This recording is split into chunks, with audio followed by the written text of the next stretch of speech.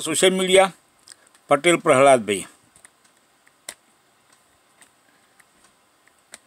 राष्ट्रपति के सवाल पर सीजीआई के बड़े फैसलों को और बुलेटिन के आखिर में देखेंगे पश्चिमी देशों के प्रतिबंध के बीच मजबूत होते भारत और रूस संबंधों को। लेकिन दिन भर की तमाम बड़ी खबरों से पहले एक नजर आज की सुर्खियों पर। आप विधायक अनमोल गगनमान ने अपना वापस लिया इस्तीफा। एक दिन पहले ही पंजाब सरकार को दिया था इस्तीफा, राजनीति से भी किया था संन्यास का ऐलान। बेटे चैतन्य की गिरफ्तारी पर भड़के पूर्व सीएम भूपेश बघेल, कहा ईडी के आरोपों में कोई दम नहीं, जो भी अडानी के खिलाफ आवाज उठाएगा उसका यही होगा हश्र। यूपी पुलिस का आदेश, कांवड़ यात्रा के दौरान बेसबॉल, त्रिशूल, हॉकी स्टिक पर लगाई रोक। कांवड़ियों की तरफ से मारपीट तोड़फोड़ की खबरों के बीच लिया गया फैसला। एक्ट्रेस और बीजेपी सांसद कंगना रनौत का बड़ा बयान, बोली राजनीति में पैसों के लिए आते हैं 99% लोग। ये तो थी सुर्खियां, अब बात आज की सबसे बड़ी खबर की। 21 जुलाई से शुरू हो रहे संसद के मानसून सत्र से पहले सरकार ने एक सर्वदलीय बैठक बुलाई। जेपी नड्डा की अध्यक्षता में हुई बैठक में एनडीए सहित इंडिया गठबंधन में शामिल पार्टियों के तमाम नेता शामिल हुए। बैठक में जहां सरकार ने विपक्ष से सदन की कार्यवाही में सहयोग करने की अपील की, तो वहीं विपक्ष ने भी अपने रुख से साफ कर दिया कि उसने सदन में सरकार को घेरने की पूरी तैयारी कर ली है। तो क्या कुछ हुआ इस सर्वदलीय बैठक में, जानेंगे इस रिपोर्ट में। संसद के मानसून सत्र से ठीक एक दिन पहले केंद्र सरकार ने सर्वदलीय बैठक बुलाई, जिसमें एनडीए और इंडिया गठबंधन में शामिल तमाम दलों के नेताओं ने हिस्सा लिया। केंद्रीय मंत्री जेपी नड्डा की अध्यक्षता में 1.5 घंटे से ज्यादा चली इस बैठक की जानकारी संसदीय कार्य मंत्री किरेन रिजिजू ने दी। उन्होंने कहा, हमने सदन चलाने में विपक्ष से सहयोग मांगा है। विपक्ष की मांग थी पहलगाम आतंकी हमले और ऑपरेशन सिंदूर जैसे अहम मुद्दों पर चर्चा के वक्त पीएम मोदी भी सदन में मौजूद रहे। विपक्ष ऑपरेशन सिंदूर पर सदन में पीएम मोदी के बयान की मांग भी कर रहा है। इस पर रिजिजू ने बताया कि पीएम मोदी सदन में मौजूद रहेंगे, लेकिन वो बयान देंगे या नहीं इस पर उन्होंने चुप्पी ही साधे रखी। यानी विपक्ष के दबाव में सरकार संसद में ऑपरेशन सिंदूर पर चर्चा के लिए तैयार तो हो गई है, लेकिन पीएम मोदी विपक्ष के सवालों का जवाब नहीं देंगे, ये मंशा भी दिखाई दे रही है।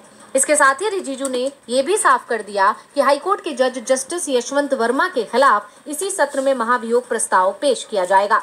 प्रस्ताव के समर्थन में 100 से ज्यादा सांसदों के दस्तखत हो चुके हैं। रिजिजू ने यह भी बताया कि 17 बिल तैयार हैं, जो मानसून सत्र में सदन के पटल पर रखे जाएंगे। वहीं विपक्ष ने सदन में सरकार को घेरने की पूरी तैयारी का ऐलान कर दिया है। इस दौरान कांग्रेस सांसद गौरव गोगोई ने साफ किया कि इस सत्र में विपक्ष पहलगाम आतंकी हमला, सीमाओं पर जारी संघर्ष, अमेरिका के पूर्व राष्ट्रपति डोनाल्ड ट्रंप के युद्ध विराम के दावे और बिहार में विशेष गहन पुनरीक्षण जैसे मुद्दों पर सरकार से जवाब मांगेगा। गोगोई ने प्रधानमंत्री पर देश को इन अहम मुद्दों पर जानकारी देने की नैतिक जिम्मेदारी होने की बात पर जोर दिया। बैठक में जेपी नड्डा, किरेन रिजिजू सहित कई वरिष्ठ मंत्रियों के साथ साथ एनडीए और विपक्षी दलों के नेता मौजूद रहे। लेकिन इस दौरान विपक्ष के रुख से ये साफ हो गया कि विपक्ष कई अहम मुद्दों पर सरकार को सदन में घेरने की तैयारी में है। 21 जुलाई से 21 अगस्त तक चलने वाले इस मानसून सत्र में कई अहम बिलों पर चर्चा होगी और उन्हें पारित करने का काम किया जाएगा। सरकार की कोशिश है कि ये काम बिना किसी रुकावट के पूरा हो, लेकिन विपक्ष के तेवर देखते हुए ऐसा होना मुश्किल लग रहा है। अब सदन में मानसून सत्र के पहले दिन जब एनडीए और विपक्ष के सांसद आमने सामने होंगे, तो कौन किस पर भारी पड़ता है, ये देखना दिलचस्प होगा। संसद सत्र में मोदी सरकार बुरी तरह से घिरी हुई दिख रही है। विपक्ष के सवाल पीएम से हैं, लेकिन पीएम तो संसद सत्र के शुरू होते ही विदेश यात्रा पर जा रहे हैं। वैसे सवाल तो चुनाव आयोग की तरफ से बिहार में चल रहे वोटिंग लिस्ट के पुनरीक्षण अभियान पर भी उठ रहे हैं।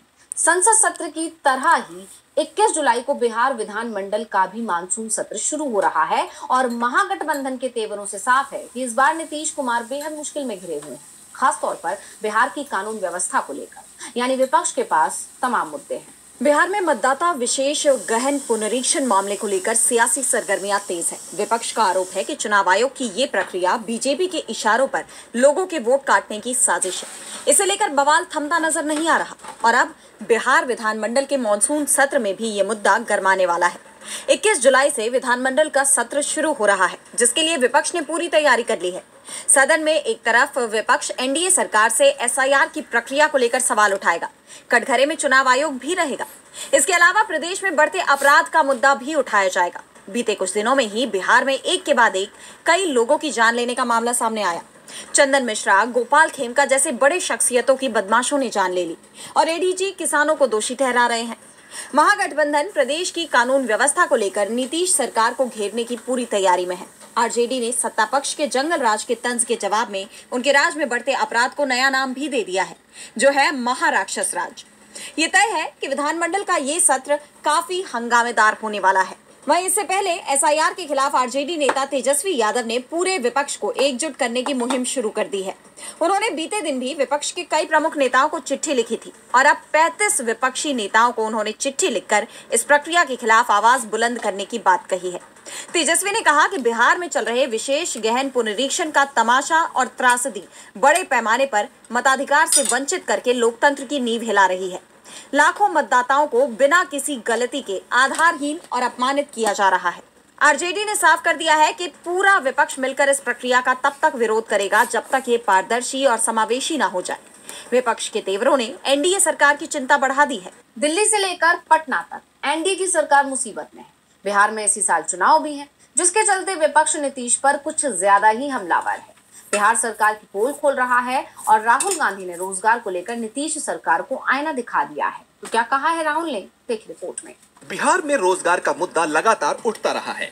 सरकार पर भी इसको लेकर सवाल खड़े होते रहे हैं और अब इस क्रम में कांग्रेस ने बिहार में रोजगार मेले का आयोजन किया, जिस पर अब कांग्रेस सांसद राहुल गांधी ने युवाओं को बड़ा संदेश दिया है।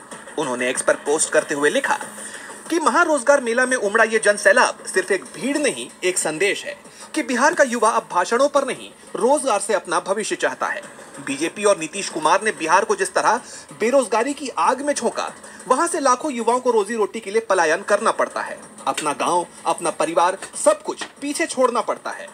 बिहार के युवा कर्मठ हैं, काबिल हैं, होनहार हैं। उनकी जरूरत बस स्थानीय और सम्माननीय रोजगार है। राहुल ने आगे कहा कि अब बदलाव की शुरुआत हो चुकी है। कांग्रेस और इंडिया गठबंधन सिर्फ आश्वासन नहीं, समाधान लेकर आया है। हमारा फोकस साफ है, हुनर को हक, हर युवा को रोजगार, रुके पलायन, साथ रहे परिवार। इसी रास्ते बनेगा एक समृद्ध बिहार। बता दें कि पटना में बीते दिन कांग्रेस ने महारोजगार मेला लगाया था। इस मेले में बेरोजगार युवाओं की भारी भीड़ नजर आई। इससे पहले कांग्रेस ने दिल्ली में भी इसी तरह के एक मेले का आयोजन किया था और अब बिहार में हुए इस आयोजन से कांग्रेस को आगामी विधानसभा चुनाव में फायदा मिल सकता है, लेकिन इससे बीजेपी समेत पूरे एनडीए की परेशानी बढ़ती हुई दिखाई दे रही है। बिहार में इस बार रोजगार बड़ा मुद्दा बनता दिखाई दे रहा है, तो देश की सुरक्षा का मामला भी चर्चाओं में बना हुआ है। शिवसेना यूबीटी चीफ उद्धव ठाकरे ने एक बार फिर मोदी सरकार पर तीखा हमला किया है। इसके साथ ही उन्होंने उन सभी संभावनाओं पर भी ब्रेक लगा दिया है जिसमें दावा किया जा रहा था कि ठाकरे एक बार फिर से बीजेपी से हाथ मिला सकते हैं। तो क्या कहा है उद्धव ने, देखिए रिपोर्ट। संसद के मॉनसून सत्र से पहले ही विपक्ष के सवालों ने मोदी सरकार की नींद उड़ा दी है। इसी कड़ी में अब शिवसेना यूबीटी प्रमुख उद्धव ठाकरे ने मोदी सरकार पर तीखा हमला किया। यही नहीं, सरकार अब अपनों के भी निशाने पर आ गई है, क्योंकि उद्धव के अलावा बीजेपी नेता सुब्रमण्यम स्वामी ने भी ऑपरेशन सिंदूर को लेकर सवाल किया। दरअसल उद्धव ठाकरे ने कहा कि पाकिस्तान के साथ संघर्ष के दौरान जब सेना ने साहस दिखाया तो फिर सरकार ने उनके कदम क्यों रोके? क्या सरकार किसी दबाव में थी? ऑपरेशन सिंदूर के बाद भारत पाकिस्तान में छिड़े संघर्ष को लेकर मोदी सरकार पर ये सवाल लगातार उठ रहे हैं और जिस तरह से बीजेपी सेना के इस ऑपरेशन का क्रेडिट ले रही है उस पर भी विपक्ष हमलावर है। और अब सामना को इंटरव्यू देते हुए उद्धव ठाकरे ने भी कहा कि सेना की बहादुरी का श्रेय किसी भी सरकार को नहीं जाना चाहिए। उद्धव का ये बयान ऐसे वक्त पर आया है जब एक दिन पहले ही अमेरिकी राष्ट्रपति डोनाल्ड ट्रंप ने भारत और पाकिस्तान में सीजफायर कराने का अपना दावा दोहराया था और साथ ही ये भी कहा कि इस संघर्ष में 5 जेट गिरे थे, जिस पर कांग्रेस सांसद राहुल गांधी ने तो सवाल उठाए ही थे। उन्होंने अपनी एक्स पोस्ट में कहा था कि मोदी जी 5 जहाजों का सच क्या है, देश को जानने का हक है। विपक्ष तो हमलावर है ही और अब बीजेपी के ही नेता ने इस मुद्दे पर मोदी सरकार को घेर लिया। पूर्व सांसद सुब्रमण्यम स्वामी ने अपने सोशल मीडिया हैंडल पर तंज कसते हुए लिखा कि ट्रंप के इस बयान का जवाब दीजिए मोदी जी, अब की बार किसकी सरकार?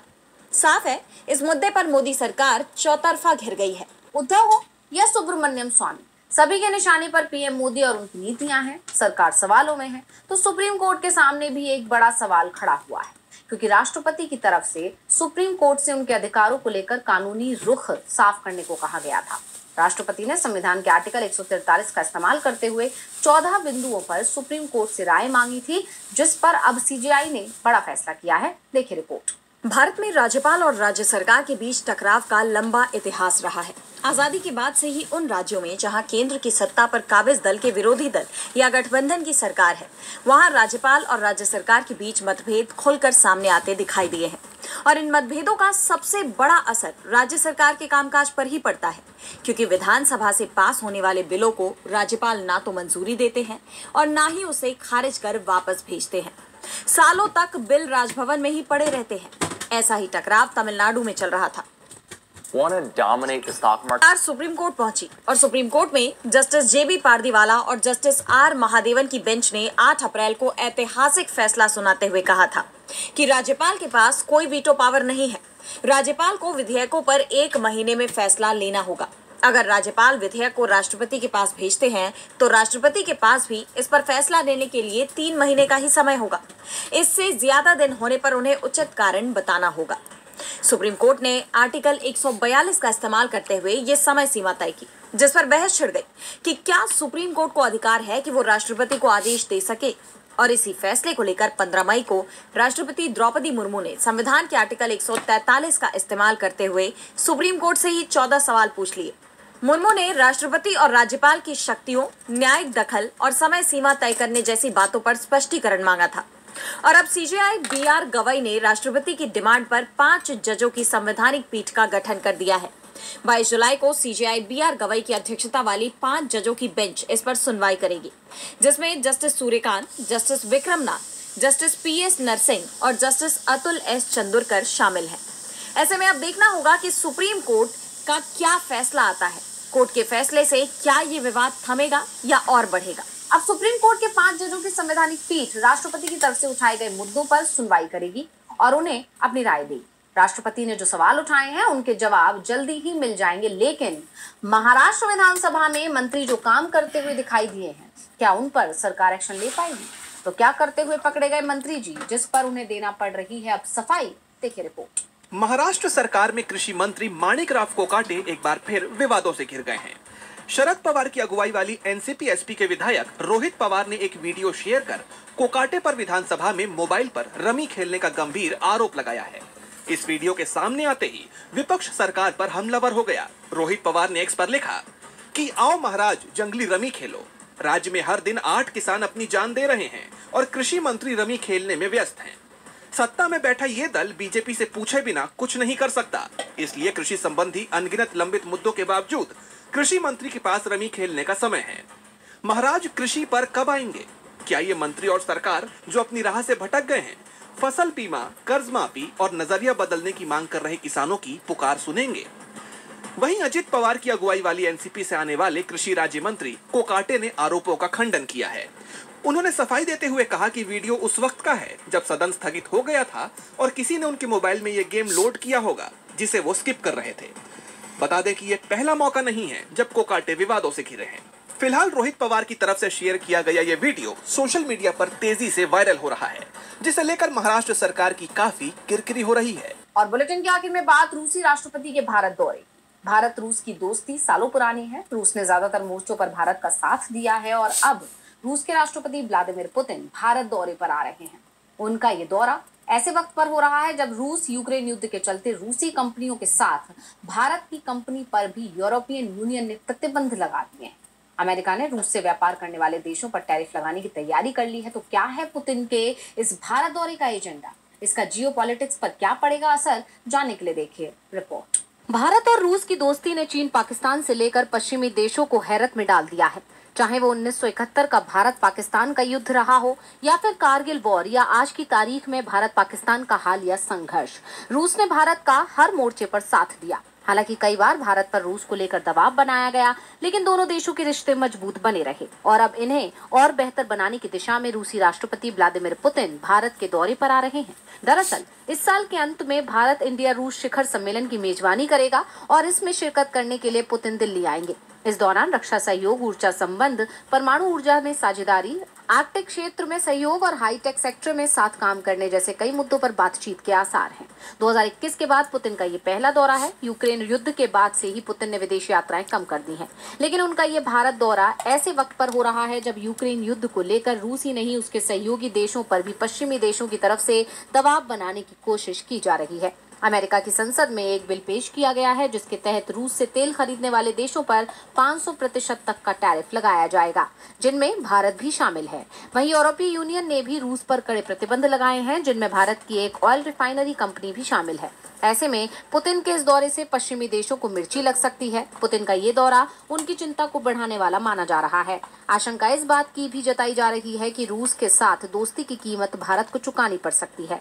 भारत पश्चिमी देशों का सीधा टारगेट बन सकता है। बहरहाल पुतिन के इस दौरे पर सबकी नजरें बनी हुई हैं। तो आज इस बुलेटिन में इतना ही। आप देखते